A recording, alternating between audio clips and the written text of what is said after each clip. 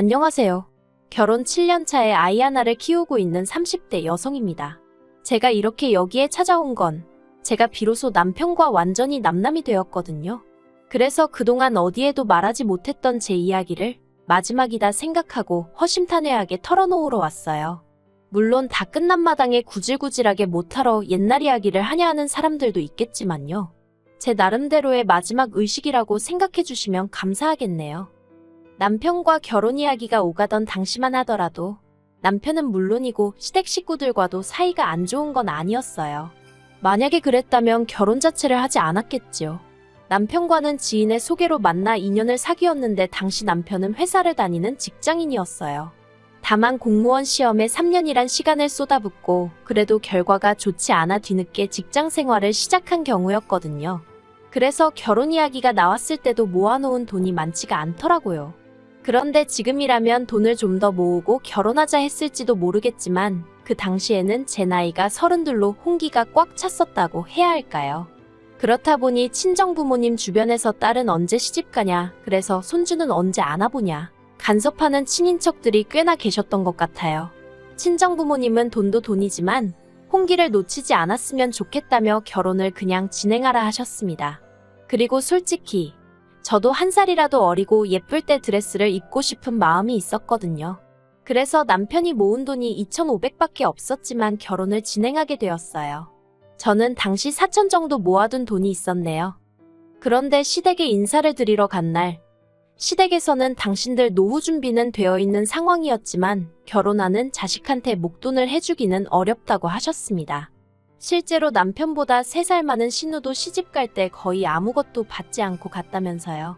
솔직히 시부모님이 해놓고 사는 걸 보면 그렇게 빠듯해 보이지는 않았지만 어쨌든 없다고 하시는데 제가 그걸 추궁할 것도 아니고 당장 남편도 별말 없이 가만히 있었거든요. 그래서 조금은 서운한 마음이 들었지만 알겠다고 했습니다. 그렇게 7천이 조금 안 되는 돈을 가지고 신혼집을 알아보기 시작했어요.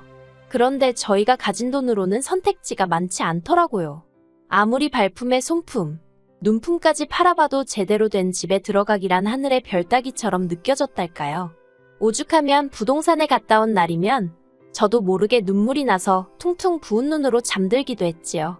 그리고 이런 상황을 제가 아무리 티내지 않으려고 했어도 결국 친정어머니가 눈치를 채셨던 모양입니다. 하루는 저를 불러 마음 같아선 다른 부모들 마냥 목돈을 척척 내주고 싶은데 그렇게 해주질 못해 미안하다 하시대요. 그러면서 사정상 준다고는 못하지만 필요하면 엄마가 빌려줄 수는 있다며 이자는 안 줘도 된다고 멋쩍게 웃으셨지요. 솔직히 당시 남편이나 저나 200에서 250 언저리로 벌던 상황에 이자라도 아낄 수 있는 게 어딘가 싶대요. 그래서 염치불구하고 친정부모님한테 손을 벌렸습니다. 8천 빌렸어요. 그리고 이후로 있는 돈 싹싹 긁어서 서울 외곽에 지어진 지 거진 30년 가까이 되었던 아파트 하나를 샀습니다. 그리고 이걸로 시부모님하고 결혼 초부터 갈등을 빚게 되었어요. 결혼하고 나서야 알게 된 게 시부모님이 아예 돈이 없으신 게 아니었습니다. 신우가 빈손으로 시집을 갔다는 것도 거짓말이었어요. 돈을 안 해주면 저희가 결국에 시댁에 들어와서 살 줄 아셨답니다. 제가 평소에 멋도 안 부리고 수수하게 다녀서인지 친정에도 돈이 없을 거라고 당신들끼리 마음대로 생각하고서는 한마디로 돈도 없으면서 지들이 뭔 수로 버티겠냐, 들어와서 살 거다 그렇게 생각하셨던 모양이에요.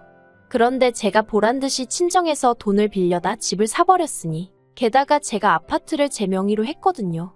남편도 그때는 양심은 있었는지 공동명의의 기억자도 안 꺼냈어요. 그런데 이제 흠잡을게 마땅치 않으셨는지 그 사실을 아시고는 굉장히 언짢아 하시더라고요. 저더러 너는 뭐하나 집안어른들하고 상의하는 법이 없다면서 그렇게 전부 다 네 멋대로 하고 살 거면 결혼은 왜 했냐, 혼자 살지. 정말이지 별소리를 다 하셨어요. 그리고 그런 구박은 애를 낳은 이후로도 한동안 계속되었습니다. 하지만 그런 말도 안 되는 억지와 오해들도 다 참았습니다. 언젠가는 알아주시고 인정해주시겠지 하는 마음으로요. 그런데 그런 시간은 끝끝내 찾아오지 못할 거예요. 왜냐하면 작년 초에 어머님이 치매 판정을 받으셨거든요. 사실 언젠가부터 어머님은 갑자기 당신이 지금 어디 있는지를 모르겠다며 전화를 해오시기도 했고 걸핏하면 핸드폰을 잃어버리셨어요. 심지어 언젠가는 가족끼리 외식차 방문한 식당에서 느닷없이 잠에 드시기도 하셨지요. 그런데 이럴 때마다 온 가족이 어머님이 피곤하신 거다. 이게 다 며느리인 제가 제대로 못 챙겨서 그렇다는 식으로 얘기했을 뿐 누구 하나 심각하게 생각하는 사람이 없었습니다. 저 혼자만 설마 하면서도 괜히 말을 꺼냈다 다들 어떻게 생각할지 몰라서 생각만 하고 말았던 것 같아요. 그러다 결국 건강검진차 들렸던 병원에서 치매가 의심된다며 큰 병원에 가서 검사를 받아보길 권유받았고 그렇게 현실을 마주하게 된 거지요. 그리고 결과를 받아들고 얼마 지나지 않아 어머님의 증상은 급속도로 악화되기 시작했어요. 갑자기 울거나 웃으시는 등의 감정 표현도 격해지셨고 그러다 지난 6월 어머님이 아버님을 후라이팬으로 때리셨는데 아버님이 어머님한테 그때 처음 맞아보셨대요. 여담이지만 젊었을 적에 아버님이 어머님을 어지간히 힘들게 하셨다더니 그때 맺힌 게 나온 거 아닌가 싶어요. 아무튼 그러면 아버님도 어머님이 어쨌든 환자니까 그냥 넘어가 주셨으면 좋았을 텐데 그 와중에 어머님을 같이 때리셨나 봐요. 그나마 그 현장을 타이밍 좋게 신호가 봐가지고 그래도 어쨌든 집안이 시끄러웠습니다. 정말이지 그때를 생각하면 지금도 아찔하네요. 그리고 보다 못한 제가 남편한테 조심스레 요양원 이야기를 꺼냈습니다. 그런데 남편은 아주 난색을 표하면서 일단 자기 누나랑 얘기해보겠다고 하더라고요. 그런데 얼마 후 신우가 연락을 해와서는 저더러 시댁 근처로 이사를 하라더군요. 아버님 혼자서 어머님을 어떻게 돌보냐면서 자식들이 옆에서 들여다봐야 하지 않겠냐고요. 저도 물론 아버님이 힘드실 건 잘 알고 있었습니다. 평생을 대접받고만 사시던 분이 갑자기 아이가 되어버린 어머님을 돌보며 살려니 여러 가지로 애로사항이 많으셨을 거예요. 하지만 저는 아이 때문에라도 친정의 도움이 필요했는데 시댁 근처로 이사를 했다간 친정하고 거리가 1시간 넘게 멀어져 버리니 그럴 수가 없었지요. 그리고 전업인 신우와 달리 저는 맞벌이를 하고 있었기 때문에 시간적 여유가 없었어요. 제가 회사를 관둬도 될 만큼 남편이 월급을 많이 받는 것도 아니었고요. 그래서 결국 합의한 게 저더러 주말마다 아이를 친정에 맡기고 시댁에 내려오랍니다. 와서 아버님이 미처 하지 못하시는 집안일들을 해드리라나요. 솔직히 이미 평일 내내 일과 육아로 지치는 생활이었는데 주말까지 반납하고 일하라고 하니 세상 천지 어느 며느리, 아니 자식이라도 좋을 리가 없었지요. 그래도 어쩌겠나 싶대요. 막말로 어머님이 무슨 죄가 있어 치매를 앓게 되신 것도 아니고 그래서 그래 할 수 있는 만큼은 해드리자 생각하고 알겠다 했습니다. 그런데 말이 좋아 주말이지. 아버님이 저더러 금요일 저녁에 내려와서 월요일 새벽녘에나 올라가라 하시더군요. 뿐만 아니라 남편은 이 일 저 일을 핑계로 빠지는 일이 잦았지만 어찌된 일인지 저는 그럴 수가 없었어요. 그랬다간 아버님으로부터 불호령이 떨어질게 불보듯 뻔했으니까요.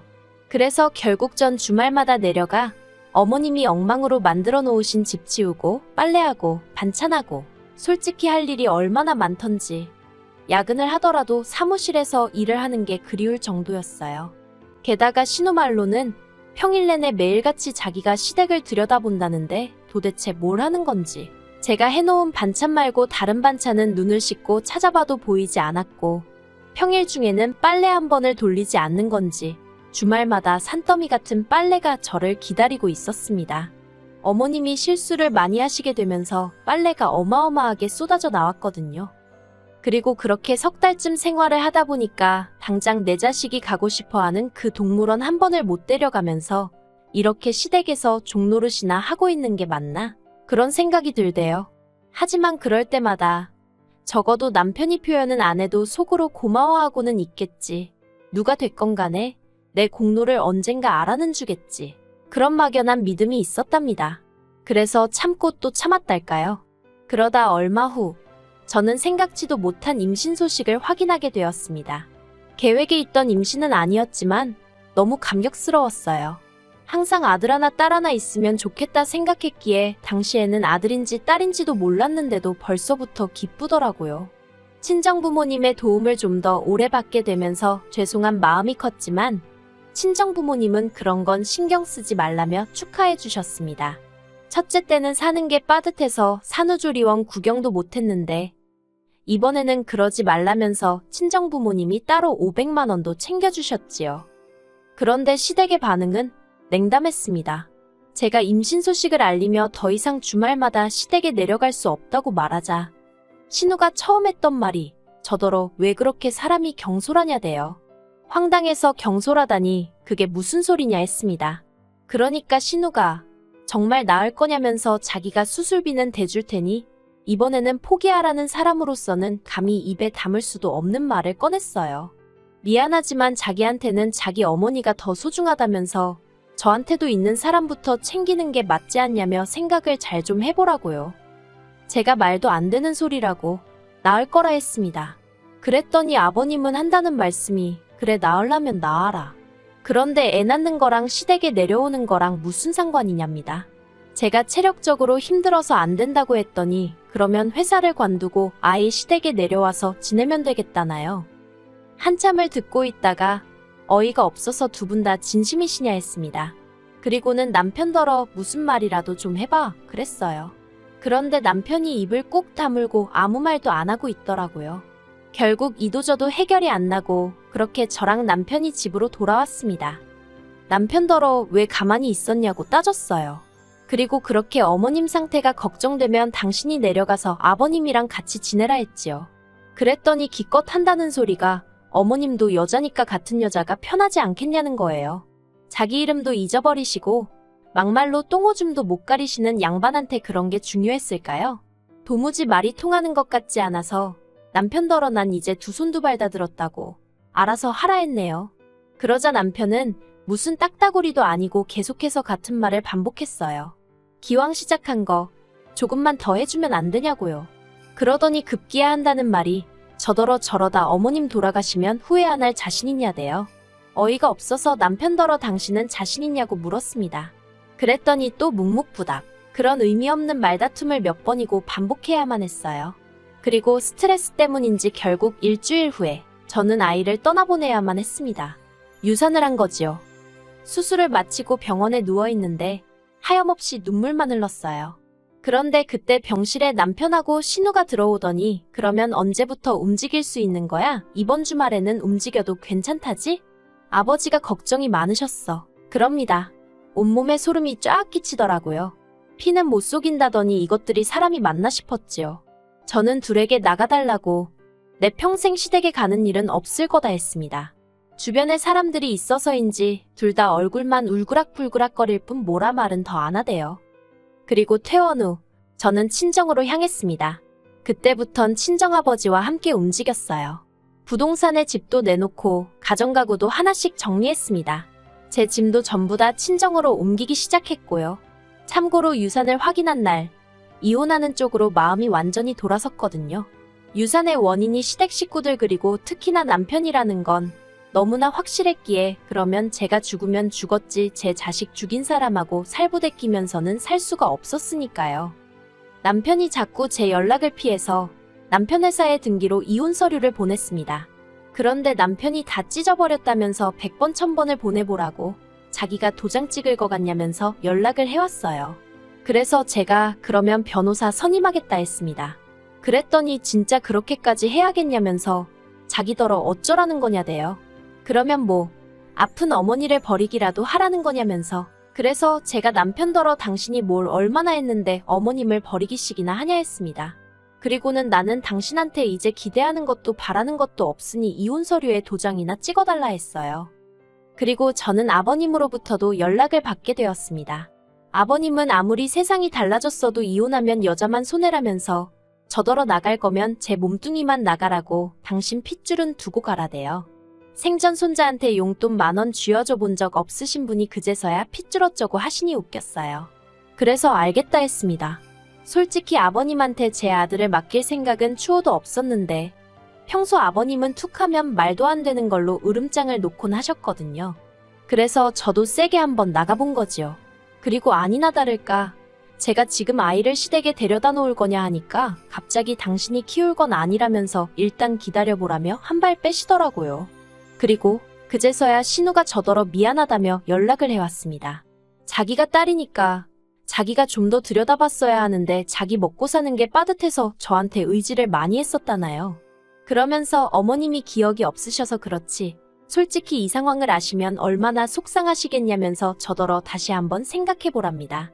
그래서 그런 말 이제 와서 무슨 소용이냐고, 그래도 반성을 하시니 다행이라고. 어머님 살아계신 동안 이제라도 그동안 못한 딸 노릇 똑바로 하라 했어요. 그리고 저는 친구 소개로 이혼 전문 변호사를 소개받았습니다. 다행이라고 해야 할지, 친정 부모님한테 돈 빌려서 집을 살 때 세무사의 조언을 따라서 증여받은 것처럼 샀거든요. 그렇다 보니 집값이 상당히 올랐는데도 남편하고 나눌 게 없었어요. 정말 그땐 안도의 한숨이 나오대요. 솔직히 이혼하고 나면 혼자서 아이를 어떻게 키우나 걱정이 많았으니까요. 그리고 핏줄 타령하던 시댁 식구들도 막상 제가 이혼 소송 걸겠다니까 애 내놓으라 소리를 안 하더군요. 아무튼 여러 가지로 대단한 집구석이다 싶었습니다. 그리고 결국 소송 대신 협의 이혼했어요. 제 생각이지만 남편도 남편대로 변호사를 알아보고 다닌 모양인데 재수 없으면 저한테 위자료까지 줘야 될 판이었던 모양이에요. 그래서인지 자기가 먼저 꼬리 내리고는 저더러 협의 이혼하자대요. 저도 남편하고의 관계를 질질 끌어가고 싶은 마음은 없었기에 그러자 했고요. 그렇게 저희가 남남이 되었어요. 솔직히 이혼녀라는 타이틀을 가지고 혼자서 아들을 잘 키울 수 있을지 걱정도 되고 두렵고 떨립니다. 지금보다 더 강한 엄마가 되어야겠지요. 저에게 마지막으로 바람이 하나 있다면 나중에 아이가 저를 이해해주면 좋겠다는 거예요. 엄마는 그저 너에게 행복하고 안정된 가정을 주고 싶었다는 걸.